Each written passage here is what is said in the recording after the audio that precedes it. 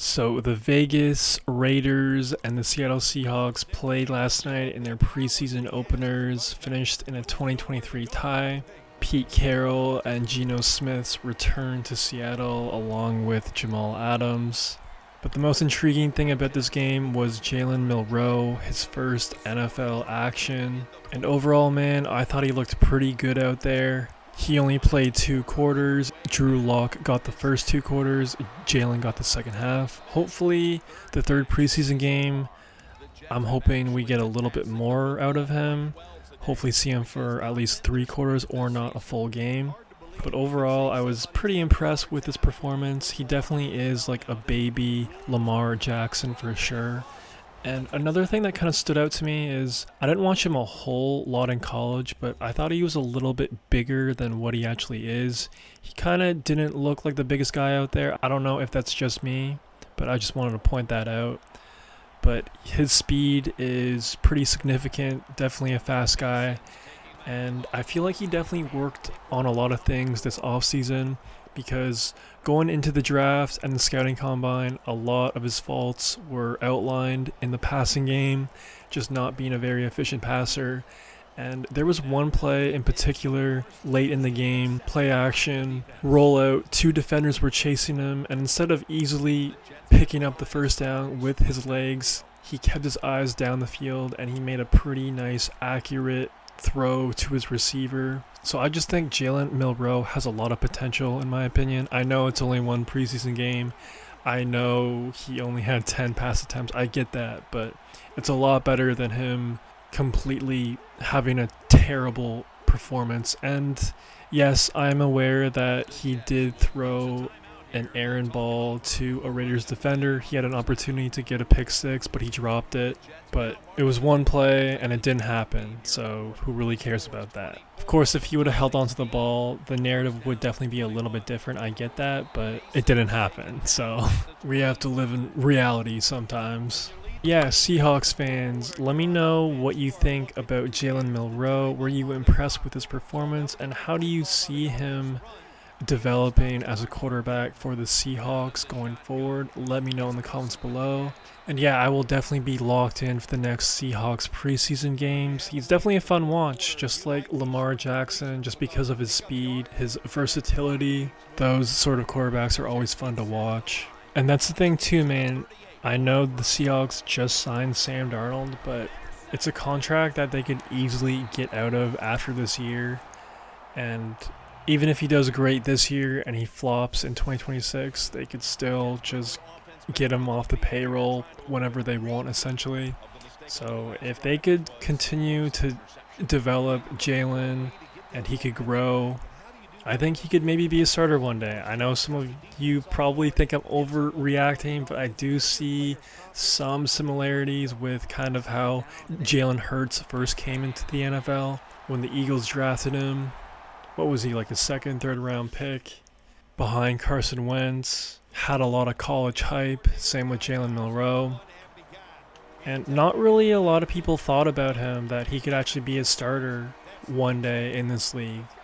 That's why he fell to the second, to the third round. And I'm just saying, man, I know. One preseason game, but there's something here. There's something here with this guy, I'm telling you. I'm calling my shot.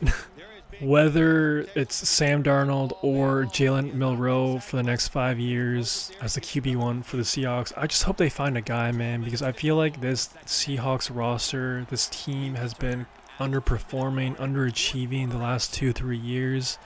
You know, if Geno Smith was just a better quarterback, this team would have been a playoff team a year ago. Sure, in 2022 he was great and they made the playoffs, but, you know, 2023 he was awful and it was still a really good roster.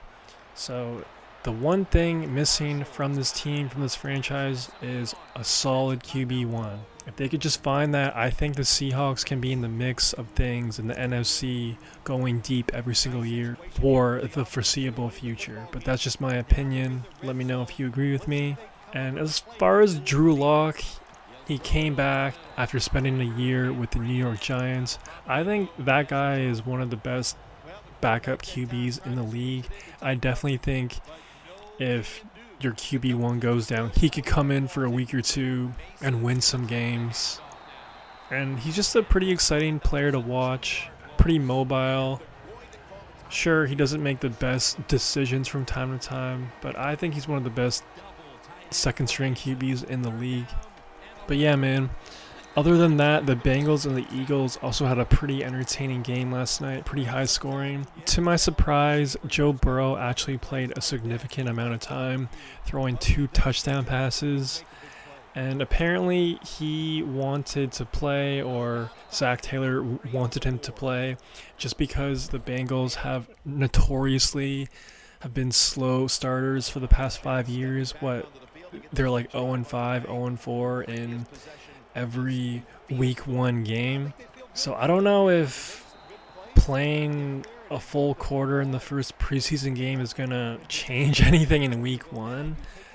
I don't really think that's necessary. In fact, I think that's kind of risky considering Joe Burrow's injury history. I'm okay with him playing like a full quarter for the second or the third preseason game, but for the very first one to play as much as he did, I don't really think that's going to change anything when it comes to week 1 for this NFL season.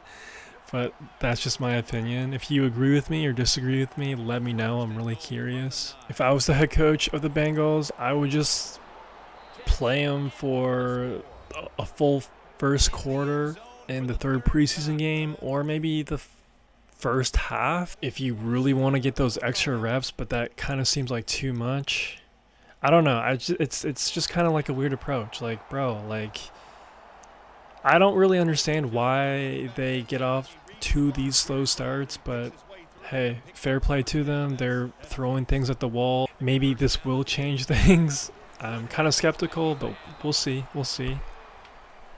Also, I want to quickly touch on the Eagles quarterback room. I think it's low-key a pretty fascinating group of guys. You have Tanner McKee, who got some regular season action a year ago, and he looked pretty good. And he also had a amazing game last night as well. 20 for 25, 252, 2 touchdown passes, along with a tush-push touchdown. So that guy might actually be something. And you also have recently drafted Kyle McCord, had a pretty good collegiate career, so I'm definitely going to keep my eyes on him throughout this preseason. And then you have another preseason darling from 2 or 3 years ago, DTR. When he was with the Browns and he first came into the NFL, he had some pretty big preseason moments.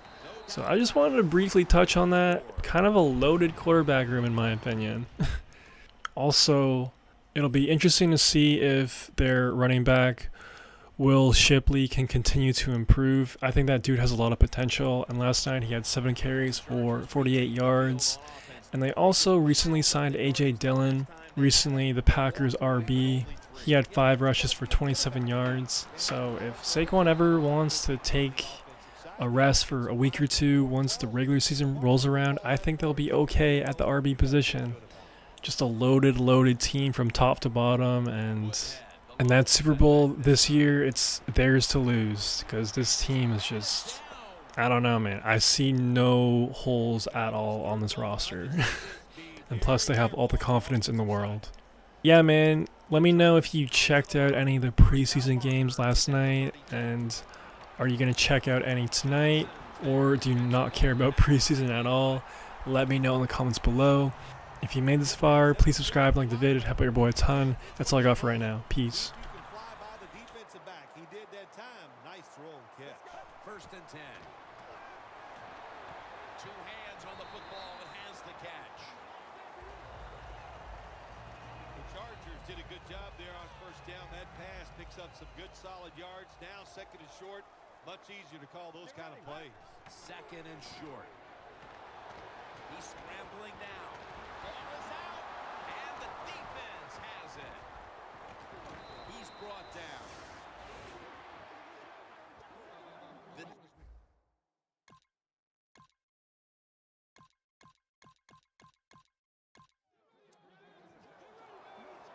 The Chargers are set to take the field again on offense after a crazy sequence that didn't go their way.